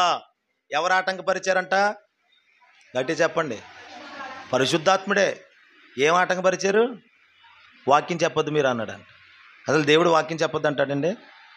మరి ఇక్కడ ఉంది ఆసియా ప్రాంతానికే వెళ్ళాలి అంటే, వాళ్ళంటూ ఒకటి ఫిక్స్ అయ్యారు, ఆసియా ప్రాంతానికి వెళ్ళాలి. కాదు, పరిశుద్ధాత్మ పొందుకున్న కొన్ని పర్యాయాలు మన స్వయం కూడా పనిచేస్తుంది లోపల. నువ్వు ఇది చేయి, నువ్వు ఇది చేయి అంటాడు. సాతానుగాడు ఉంటాడు కదా పక్కనే ఎప్పుడును. మరి యేసు ప్రభు దగ్గరికి వచ్చి ఏం చెప్పాడు? నువ్వు దేవుని కుమారుడు అయితే ఈ రాళ్ళు రొట్టెలు చేసుకో.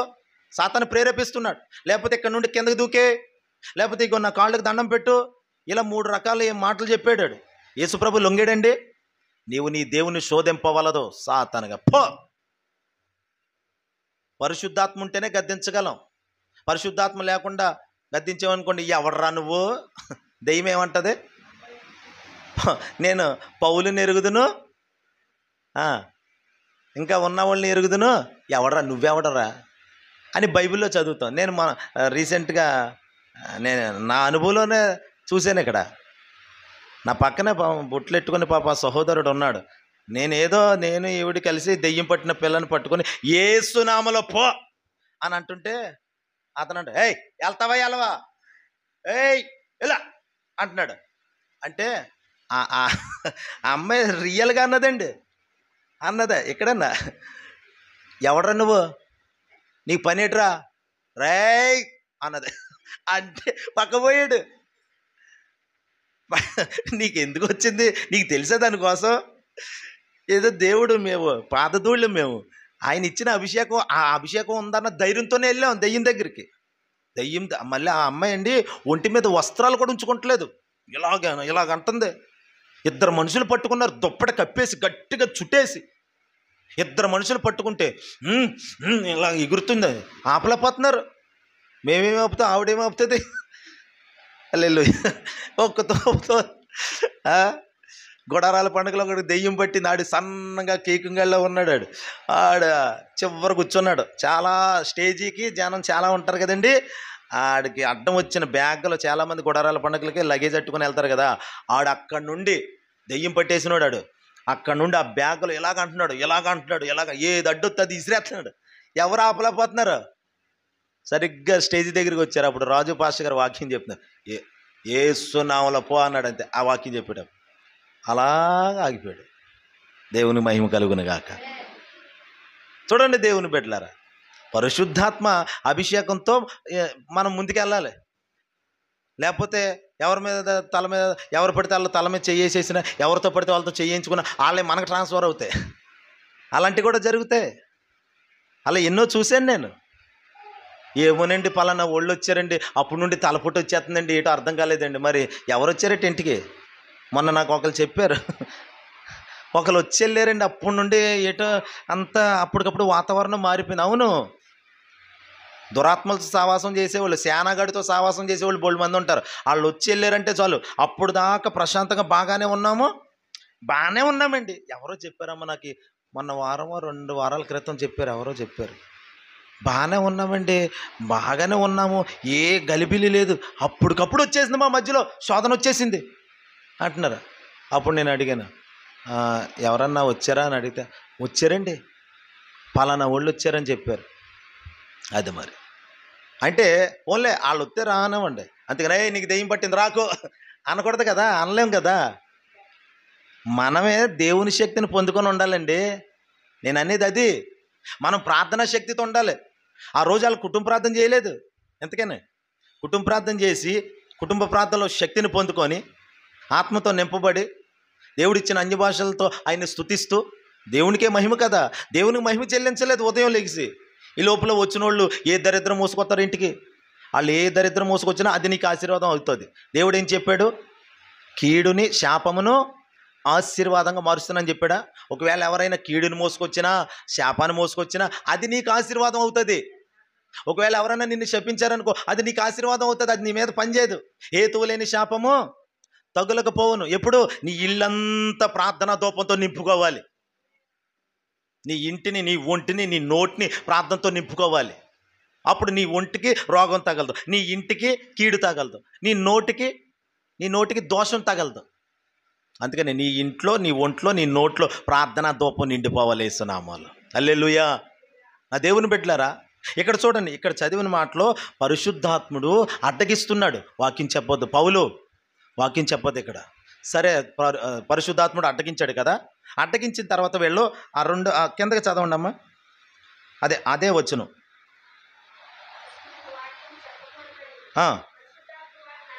ఆటంకపరిచినందున వారు ఫ్రుగియా గలిలియా ప్రదేశముల ద్వారా వెళ్ళిరి. ముసియా దగ్గరకు వచ్చి వినండి, బితూనియా అనే ప్రాంతానికి వెళ్ళటానికి ప్రయత్నం చేశారంట. కానీ గట్టి చదవండి అమ్మ. యేసు యొక్క ఆత్మ వారిని వెళ్ళనివ్వలేదు. చూసారా? ఇక్కడ మళ్ళీ అనమాట, పరిశుద్ధాత్ముడు వెళ్ళనెత్తలేదు. అసలు ఏంటి? ఇప్పుడు మోకాళ్ళు వేసారు. మోకాళ్ళు వేసి ప్రార్థన చేస్తున్నారు. ప్రార్థన చేస్తుంటే దర్శనం వచ్చింది. ఇప్పుడు బయలుదేరండి, బైబిల్ చేత పట్టుకున్నారు, ఆసియా వెళ్తున్నారు. మార్గం మధ్యలో పరిశుద్ధాత్ముడు వచ్చి, వద్దు, వెళ్ళొద్దు. దేవుడు పక్కనే శిష్యుడు ఉన్నాడు, తిమోతి ఉన్నాడండి. జాగ్రత్తగా వినండి, నన్ను చూస్తూ వినండి. తిమోతి ఉన్నాడు పక్కన, పౌలు పక్కన. ఇప్పుడు పాస్టర్ గారు, పెద్ద పాస్టర్ గారు నడిచి బైబిల్ పెట్టుకుని వెళ్ళిపోతున్నాడు. ఆసియా. పాస్టర్ గారు ఎక్కడికండి? ఆసియా వెళ్తున్నారా మనం? సరే, పాస్టర్ గారితో బయలుదేరాడు తిమోతి. ఇద్దరు కలిసి వెళ్తున్నారు పరిచర్యకి, అక్కడ వాక్యం చెప్పడానికి. వెళ్తుంటే మధ్యలో పాస్టర్ గారు నిలిచిపోయారు. అదే పాస్టర్ గారు, అదేండి అదేరా బాబు, నన్ను దేవుడు ఆసియాకి వెళ్ళొద్దు అంటున్నాడు. సర్లేండి, వెనక్కి. ఇదేంటో మా పాస్టర్ గారు, ఏంటో మరి మా పాస్టర్ గారికి ఏం అర్థం కావట్లేదు. తిమోతి ఉన్నాడు అప్పుడు పౌలుతో. సరే, మళ్ళీ ఈసారి మనం ఎక్కడికి వెళ్దామంటే బితూనియాకి వెళ్దాం. మనం ఎక్కడికి? గట్టి చెప్పండి, మాట చెప్పండి. బైబిల్లో ఉన్న మాట కదండి. హల్లెలూయా. బితూనియాకి వెళ్దామని బితూనియాకి వెళ్ళడానికి ఇద్దరు కలిసి ప్రయత్నం చేస్తుంటే అక్కడ కూడా పరిశుద్ధాత్ముడు, యేసయ్య ఆత్మ వారిని వెళ్ళనివ్వలేదంట అసలు. సరే తిమోతి, మనం ప్రార్థన చేద్దాం రా బాబు, ప్రార్థన చేద్దాం. ప్రార్థనలో ఉన్నారు. ప్రార్థనలో ఉంటే ఒక దర్శనం కనబడుతుంది అక్కడికి. చూడండి, ఇప్పుడు చదవండి 8వ వచనం నుండి. అప్పుడు మాసిదోనియా దేశస్థుడు ఒకడు నిలిచి, నీవు మాసిదోనియాకు వచ్చి మాకు సహాయము చేయమని తనను వేడుకొనుచున్నట్టు రాత్రివేళ పౌలునకు దర్శనం ఎప్పుడొస్తుంది? ప్రార్థనలో ఉన్న వాళ్ళకి వచ్చేది దర్శనం. ఇప్పుడు దర్శనం చూస్తున్నాడు. అంతకుముందు ఏదో వెళ్ళిపోతున్నారు. అక్కడ వాక్యం ఏదో, కొంతమంది నన్ను చూస్తూ వినండి, కొంతమందికి ఉత్సాహం ఉంటుంది, అక్కడికి వెళ్ళిపోవాలి, ఎక్కడికి వెళ్ళిపోవాలి, వద్దు, మోకాళ్ళేసి ప్రార్థన చేయి. దేవుడు వెళ్ళమన్నాడా? ప్రభు చెప్పాడా? లేదండి, ఏదో నేను అనుకుని వచ్చేసానండి. అనుకొని వచ్చితేనే దెబ్బలు తగులుతాయి. దేవుడు ఎందుకు వెళ్ళొద్దు అన్నాడు? వినాలంతే. పరిశుద్ధాత్ముడు ఆయన్ని మనం కలిగి ఉన్నప్పుడు ఆయన ఇలాగే మనకి ఎంతో హెల్ప్ చేస్తాడు ఆయన.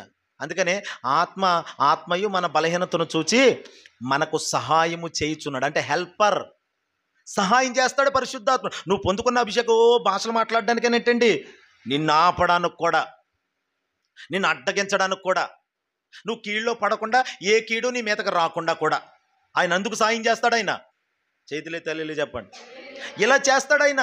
ఇప్పుడు చూడండి, ఏదో హృదయంలో ప్రేరేపణ వచ్చేసింది. వచ్చేగానే ఒకడంటండి, మీకు చెప్పాలి ఈ విషయం. ఒకడు వచ్చాడంట, అన్న నేను నీతో సేవ చేస్తానన్నా అని వచ్చాడంట. ఆడి పేరు ఫ్రాన్సిస్ అంట. ఏసన్న గారితో సేవ చేస్తానని వచ్చాడంట. ఒరే ఫ్రాన్సిస్ ఏంట్రా? లేదన్నా మీతోనే ఇంకా నా జీవితం అన్నాడంటండి. అంటే సరే అని చెప్పి సరే సాయంత్రం కూటం ఉంది, కూటానికి వెళ్దాం అని అన్నాడంట. అంటే ఆ కూటానికి వెళ్ళే ముందు ఈడు మధ్యాహ్నం 3 గంటలుగా బయలుదేరి రెడీగా ఉన్నాడంట. అదేంట్రా కూటం ఇప్పుడు సాయంత్రం 7 గంటలకే, మనం 5 గంటలకు బయలుదేరితే సరిపోతాడు. లేదన్నా వెళ్ళిపోవాలి, మనం అన్నీ చక్కబెట్టాలన్నా. అరే నాకంటే నీకు ఇంత ఉత్సాహం ఉంది ఎట్రా, నువ్వు భలే మంచి మంచి పరిచారకుడు దొరికాడని ఈయన ఆనందపడిపోతున్నాడంట పాపం. ఇంకా ఆ ఫ్రాన్సిస్ అనేవాడు ఒక లైట్ ఒక డ్రమ్ అది పట్టుకొని ఇక అన్నగారి వెనకాల వెళ్ళిపోతున్నాడంట. ఎక్కడ ఆగుతుండే, వద్దన్నా రండన్నా మనం వెళ్దాం. ఓరే బాబు వీడు నన్ను ఎక్కడ నేను బండెత్తలేదు, వీడికి ఇంత ఉత్సాహం, ఆయనకు అప్పుడే ఎడంకొని అదిరిందంట. వీడి ఎక్కడో ఏదో చేసేలా ఉన్నాడు అనుకున్నాడంట. అంతలో ఆయన ఒక మీటింగ్ వెళ్ళాడంటండి. ఒక వారం పోయి మీటింగ్కి వెళ్ళి ఆ మీటింగ్ ముగించుకొని బస్సు దిగి వస్తుంటే ఒకడు కాఫీ హోటల్ దగ్గర సిగరెట్ కాలుతూ ఉన్నాడంట. సిగరెట్ కాలుతూ ఉంటే పైనేమో గుండు ఉంది, సిగరెట్ కాలుతున్నాడు. ఈడు మన ఫ్రాన్సిస్ గల్లాగా ఉన్నాడేటి అనుకొని దగ్గరికి వెళ్ళి చూస్తే, అరే ఫ్రాన్సిస్ అంటే అన్నా చెప్పండి అన్నా అన్నాడు. అంటే ఏట్రా నువ్వేనా అంటే నేనేనన్నా అంటున్నాడంట. అంటే ఏట్రా అదంటే ఏనా కాల్చడం తప్పిది అంటున్నాడంట. అంటుంటే తప్పు అని కాదురా, తప్పో ఒప్పో తర్వాత అంటే నువ్వా కాదా, ఏంట్రా మొన్నటిదాకా ఇలాగ ఇప్పుడు ఏంటి ఈ అవతారం ఏంటంటే అప్పుడు చెప్పాడంట, నాకు కోర్టు కేసు ఒకటి ఉందన్న, మర్డర్ కేసు నా మీద పడింది, అందులో కనుక కేసు కొట్టెత్తే కేసు కొట్టి వరకు నేను సేవ చేసుకుంటాను అని మొక్కుకున్నానన్న ఒక 6 రోజులు. అది చెప్పలేదు వచ్చినప్పుడు కొత్తలో, అందుకని ఇప్పుడు నాకు కేసు కొట్టేశారన్నా, అందుకని గుండు తల కొట్టి తీసుకున్నాను, ఇదిగో ఇదన్నా భలేగా ఉందన్న అంటున్నాడంట. చూడండి ఉత్సాహం, ఏదో చేసేద్దాం అని కాదు, హృదయంలో ప్రేరేపణ ఉంటే కాదు, పరిశుద్ధాత్మ ప్రేరేపణతో సేవ చెయ్యాలి. ఏదో మనకేదో జరిగిపోద్దని ఇంకోటి అలాగంటేనండి 10 సంవత్సరాలు పైబడింది ఈ పరిచర్యకు వచ్చి, ఇగో మనమే ఉన్నాం కదా. ఎందుకు? స్వచ్ఛమైనది సత్యం అనేది బహు లోతుగా ఉన్నదని ఉంది బైబిల్లో. అందరికీ అది త్వరగా అందుబాటులోకి రాదు. హైబ్రిడ్ త్వరగా వచ్చేస్తుందంట, నాణ్యమైంది త్వరగా చేతికి పంట రాదు, ఆలస్యం అవుతుంది. అబ్రహాము 25 సంవత్సరాల తర్వాత వాగ్దానాన్ని అనుభవించాడు. హల్లెలూయా. మనకు ఆలస్యమైన నేను నిరీక్షణతో ప్రభు దగ్గర కనిపెట్టుకుంటున్నాను. గొప్ప పరిచర్యను దేవుడు మనకి ఇవ్వబోతున్నాడు. అనేక ఆత్మల్ని ప్రభు రాజ్యానికి సిద్ధపరిచే పరిచర్యగా దేవుడు స్థిరపరచబోతున్నాడు. హల్లెలూయా. అది నిరీక్షణతోనే కనిపెట్టుకోవాలి. అయ్యో వాళ్ళకి వీళ్ళకి ఇలాగని ఆసపలా కూర్చొని మనం చతికిలబడి మత్సర పడకూడదు, లేదంటే మృగం వంటి వారిగా మారిపోతాం. అందుకని దేవుడు ఇచ్చిన దాంతో తృప్తి పడుతూ ప్రార్థిస్తూ స్తుతిస్తూ ఉంటే ఈ కొంచెంలో నమ్మకంగా ఉన్నవాడిని అనేకమైన వాటి మీద పెట్టాలి అనుకుంటాడు దేవుడు. అయితే ఇక్కడ గమనించండి, ఇలా హృదయ ప్రేరేపణతో వెళ్ళిపోతున్న వాళ్ళు, హృదయ ప్రేరేపణ కాదు నాయన పరిశుద్ధాత్మ ప్రేరేపణ నడిపింపు నీకు ఉండాలని చెప్పి అప్పుడు మాసిదోనియా నుండి ఒకడు వచ్చి అయ్యా మాకు సహాయం చేయి అనే ఒక దర్శనం చూపించాడంట దేవుడు పౌలుకి. ఆ దర్శనం ఎప్పుడైతే చూసాడో అప్పుడు అర్థమైందండి పౌలుకి, ఇంతకే నన్ను దేవుడు ఎక్కడికి వెళ్ళమంటున్నాడు ఇప్పుడు? ఫ్రుగియాకి కాదు, ఆసియాకి కాదు, బితూనియాకి కాదు. నా పిలుపు ఎక్కడుంది ఇప్పుడు చెప్పండి? ఎక్కడుంది? మాసిదోనియాకు ఉంది. నా పిలుపు రాయిపల్లి కాదు, పాలకొల్లుకు ఉంది. అందుకనే ప్రభు తీసుకొచ్చి పెట్టాడు. దేవుని బిడ్డలారా, మీ పట్ల దేవునికి ఒక ప్రణాళిక ఉంటుంది. నేను అది చేద్దాం ఇది చేద్దాం కాదు, పరిశుద్ధాత్ముడు నిన్ను అడ్డగిస్తున్నాడు. ఇంతవరకు నీకు కొన్ని ఆపేసి ఉండవచ్చు, అడ్డగించి ఉండవచ్చు. ఇది ఎందుకు ఆగిపోయింది పాస్టర్ గారు అనుకోవచ్చు. అది ఆపింది ఒకవేళ పరిశుద్ధాత్మ దేవుడు అయి ఉంటాడు. ఆలోచించు. ముందుకు వెళ్లకుండా ఆపుంటాడు ఆయన. ఎందుకు ఆపాడని మోకాళ్ళేసి ఇదిగో ఈ ఉపవాస కూటంలో అడుగు, ప్రభువా ఎందుకు ఆగిపోయింది కార్యం, ఎందుకు ముందుకు వెళ్తలేదు ఇది? అప్పుడు ప్రభు చెప్తాడు, నీ టర్నింగ్ తిప్పబోతున్నాను నేను. మాసిదోనియాలో గొప్ప పరిచర్య ఉంది. మాసిదోనియాలో నీ కొరకు అనేకులు కనిపెట్టుకొని ఇదిగో నీ వాక్యం కొరకు సిద్ధంగా ఉన్నారు. అక్కడ నువ్వు రక్షించవలసిన ఆత్మలు చాలా ఉన్నాయి. అక్కడ అనేకులకు నువ్వు సహాయం చేయబోతున్నావు. నువ్వు గొప్ప మహిమ కలిగిన అనాయింటింగ్తో అనదర్ లెవెల్లో, నెక్స్ట్ లెవెల్లోకి వెళ్ళి ఒక పరిచర్య అక్కడ ఉంది. హల్లెలూయా. అలాంటి పరిచర్యను దేవుడు మాసిదోనియాలో సిద్ధం చేశాడు. నువ్వు అనుకున్నట్టు ఆసియాకి వెళ్ళిపోతే నువ్వు కష్టపడి రెక్కలు ముక్కలు చేసుకొని చేయడమే. నువ్వు అనుకున్నట్టు ఆ బితునియాకి వెళ్తే అక్కడ కూడా అంతే, అంతంత మాత్రమే. కానీ దేవుడు చెప్పిన చోటకి వెళ్తే అదిగో దేవుడు ఉన్నతమైన కార్యాలు, ప్రతిఫలాలు ఇవ్వబోతున్నాడు. ఇక మీదట దేవుడు మనల్ని ఇదిగో ఇలాగైతే ఉంచడం నాకు తెలిసి ఆయన నూతన మార్గంలో నడిపించబోతున్నాడు. పరిశుద్ధాత్ముడు మిమ్మల్ని సర్వసత్యంలోకి నడిపించుననే మూల వాక్య ఆధారంగా ప్రభు చెప్తున్నాడు. నిన్ను నూతన మార్గంలో తీసుకెళ్ళబోతున్నాడు. ముందెన్నడు వెళ్ళనే క్రొత్త మార్గంలో ప్రభు నిన్ను నడిపించబోతున్నాడు. నువ్వు అనుకున్న మార్గాలు ఫెయిల్ అయిపోయినాయి నిజమే. ఆయనే నిన్ను ఆపి శ్రేష్టమైన దాని కొరకు సిద్ధం చేస్తున్నాడు. హల్లెలూయా. ఇది జరగకపోయినా దేవునికి స్తోత్రం చెప్పు. రెండింతల ఆశీర్వాదం రావడానికి సిద్ధంగా ఉంది. అయ్యో ఇదంతా పోయిందని బాధపడక యోబు. రెండింతలు ఇవ్వటానికే దేవుడు ఇదిగో దీనిని అనుమతించాడు. హల్లెలూయా. నా దేవుని బిడ్డలారా, మనం పరిశుద్ధాత్మ నడిపింపులో ఆయన స్వరాన్ని వినేవారిగా, ప్రతిరోజు ఆయన స్వరాన్ని వినేవారిగా ఉండాలి. ఈ 3 రోజులు 6 కోటాల్లో దేవుని వాక్యం ఆయన స్వరం వింటున్నారు. మరి తర్వాత కూడా మీరు ఆగొద్దు, తగ్గొద్దు. దయచేసి ఇంటి దగ్గర ప్రార్థన చేయండి. మళ్ళీ పరిశుద్ధాత్ముడు మీతో మాట్లాడతాడు. ఆయన మీకు గుర్తు చేస్తాడు ఈ వాక్యాలన్నీ కూడా.